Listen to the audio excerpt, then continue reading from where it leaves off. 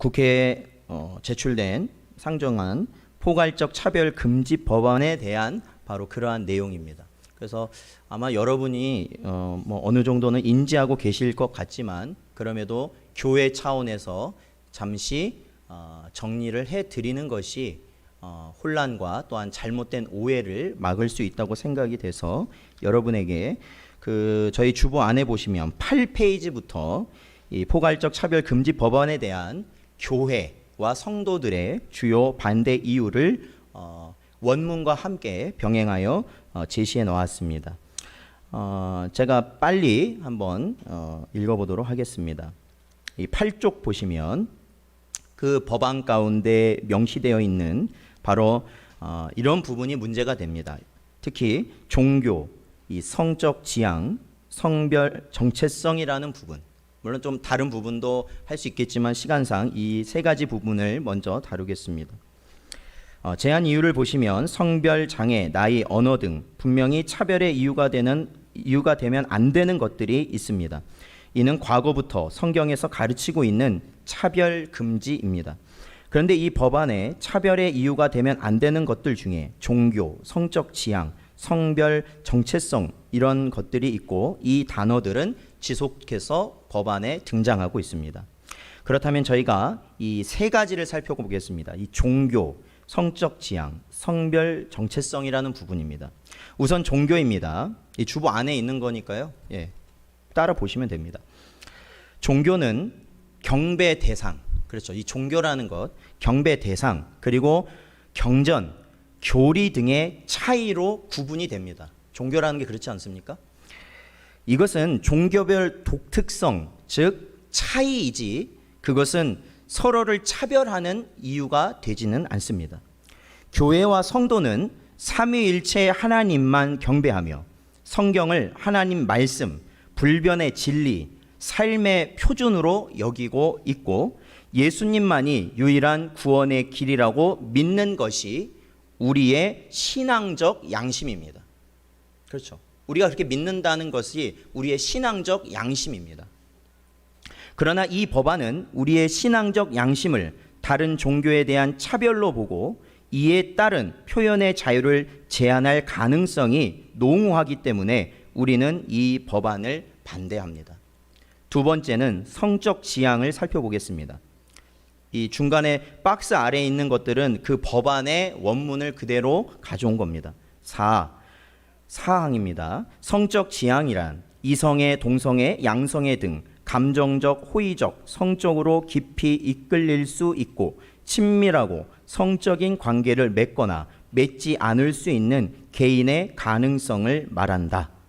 그러니까 이 성적 지향이라는 것은 누구에게 성적 매력, 성적 관계를 맺고 싶느냐라는 겁니다.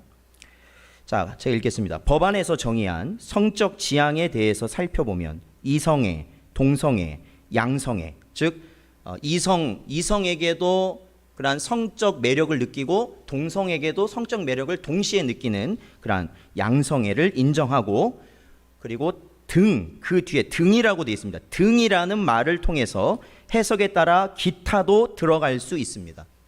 그 기타는 가로 안에 있는 겁니다. 소아성애, 동물성애, 가학성애, 근친, 다자연애 그러한 것들이 들어갈 수 있습니다. 소아성애는 아이에게 성적 매력을 느낀다. 동물은 동물에게, 그리고 가학은 이렇게 학대하는 것을 통해 성적 쾌감을 느낀다든지, 근친은 친가족 구성원 안에서 성적 그러한 매력을 느낀다든지, 다자연애라는 것은 이게 조금 개념이 조금 설명하기 어려운데 보통 우리가 가정하면은 부부, 아빠와 엄마, 자녀들 이렇게 돼 있잖아요. 근데 아빠가 한 두세 명, 엄마가 두세 명, 이것도 한 가정이 될 수 있다는 겁니다. 그게 다자연애입니다.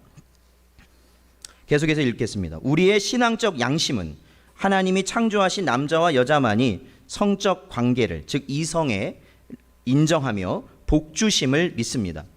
동성, 어린아이, 동물, 가족 등을 성적 대상으로 삼는 것은 가정과 사회의 보편적 가치를 무너뜨리는 것이라 보는 우리의 신앙적 양심을 거스르는 것이기에 우리는 이 법안을 반대합니다. 자, 세 번째는 그 10페이지에 나와 있는 성별 정체성이라는 부분인데요. 법안에 이렇게 되어 있습니다. 성별 정체성이란 자신의 성별에 관한 인식 혹은 표현을 말하며 자신이 인지하는 성과 타인이 인지하는 성이 일치하거나 불일치하는 상황을 포함한다. 박스를 읽겠습니다. 성별 정체성에 대한 부분 또한 문제가 됩니다. 법안 그대로 보면 다른 타인 보기에 아무리 남성, 여성으로 보이고 과학적 증명이 되었더라도, 즉 뭐냐면 우리가 보기에는 저분은 분명히 남자예요. 신체적 특성을 보면 남자입니다. 아니면 여자입니다. 심지어는 과학적으로 유전자 검사를 해도 남자와 여자가 나와 있습니다. 그런데 남들이 보는 시선과 그런 객관적 자료와 그 당사자가 느끼는 것이 다를 경우에는 당사자가 느끼는 대로 성별을 인정해 줘야 된다는 겁니다. 즉 당사자가 다른 성이라 주장했을 때 그것을 인정해 주어야 합니다. 과학적, 객관적 근거는 남성과 여성만이 선천적, 유전적 결정이 됩니다. 그러나 이 법안은 자신의 감정과 상황에 따른 성 정체성을 선천적, 유전적 결정, 그리고 우리의 신앙적 양심 위에 두는 것이므로 우리는 이 법안을 반대합니다. 자, 그리고 이 11쪽에 보시면요. 이 차별금지 법안, 포괄적 차별금지 법안의 이 1장 총칙에 보면 제1조에 이렇게 되어 있습니다. 이 법은 정치적, 경제적, 사회적, 문화적, 생활의 모든 영역에서 차별을 금지한다. 즉 모든 영역이 들어가는 겁니다. 모든 것. 그래서 이 법안 제목이 포괄적이라는 말이 들어있는 것처럼 이 법은 모든 영역에 적용되는 것이 목적입니다. 이는 종교의 영역에 이르기까지 법적 제재를 가하는 수단이 될 수 있으며 헌법으로 보장된 신앙적 양심과 표현의 자유까지 제한하게 됩니다. 그러므로 우리는 이 법안을 반대합니다. 마지막 12쪽입니다. 특히 이 부분은 잘 어떠한 반대하시는 분들 가운데서도 드러나서 밝혀지지 않은 부분인데 이 부분 중요합니다.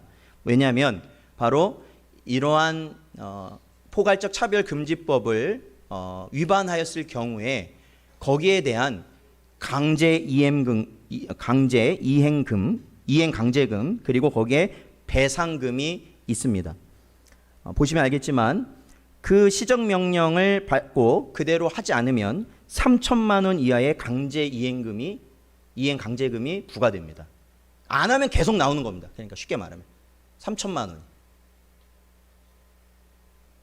그리고 51조 상항에 보면 2항에서 정한 재산상 손해액 이외에 손해액의 2배 이상 5배 이하에 해당하는 배상금을 지급하도록 판결할 수 있습니다.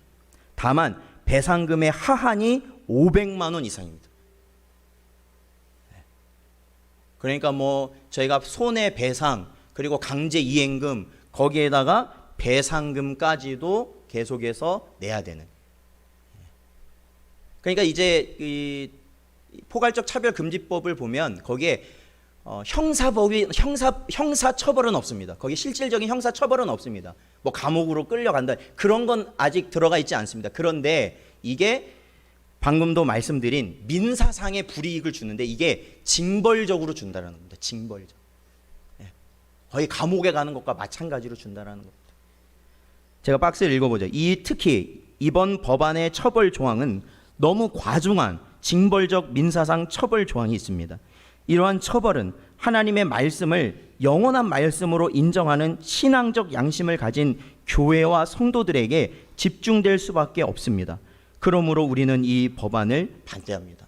왜냐하면 법이 그렇게 한다 하더라도 우리는 신앙적 양심을 버릴 수 없지 않습니까? 그렇다면 우리는 이것을 맞아야 된다는 겁니다. 이거를 맞아야 돼요. 이 벌금을 맞아야 된다는 겁니다. 그대로 그냥 맞아야 된다. 지금 한국 교회와 성도들은 이와 같은 이유로 이 법안의 통과에 대해서 반대하고 있습니다.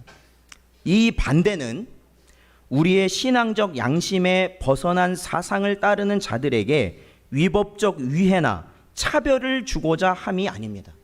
우리는 뭐 동성애자들을 뭐 차별해나 그런 의미가 아닙니다. 그런 의미에서 우리가 반대하는 게 아니라 단지 자유 대한민국의 국민인 교회와 성도들의 신앙적 양심과 표현의 자유가 보장될 수 있도록 소망하고 있을 뿐입니다. 라는 것이 반대 이유입니다.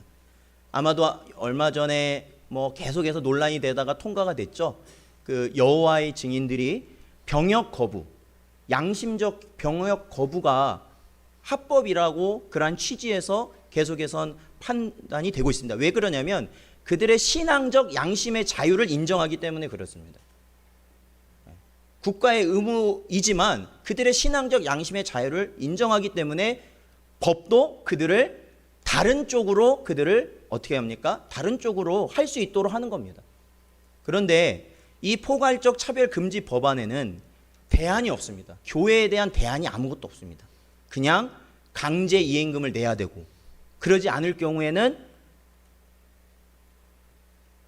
그에 따른 배상금. 그러니까 이 징벌적 손해배상, 이런 것들이 결국에는